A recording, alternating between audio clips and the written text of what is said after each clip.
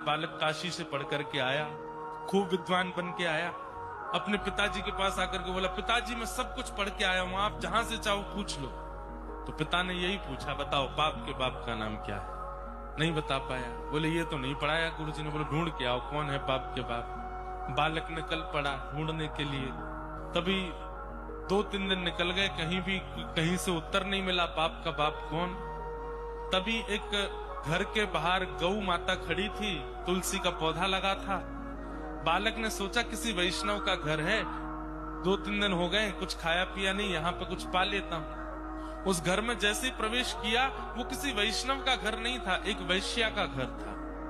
तो वैश्या ने जैसे ही बालक को देखा, ब्राह्मण बालक, त्रिपुंड लगाए, शिखा रखी है, धोती पहन करके, हाथों में वेद लगे हैं, तुरंत वैश्या आई जल का पात्र लेकर के, महाराज जलपान कीजिए। तो ब्राह्मण ने तुरंत जल लिया, पान किया, पान करके बोली, ये घर मुझे लगता है किसी वैष्णव का है, गोबर का चौका लगा है, बाहर गैया है, तुलसी का पौधा है, आप निश्चित ही कोई वैष्णव हैं।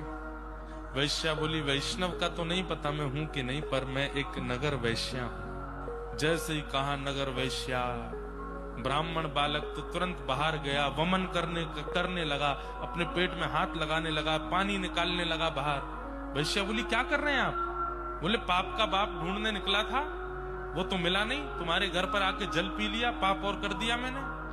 अरे तुम्हारे घर का पिएंगे हम, तुम्हारे हाथ का खाएंगे हम।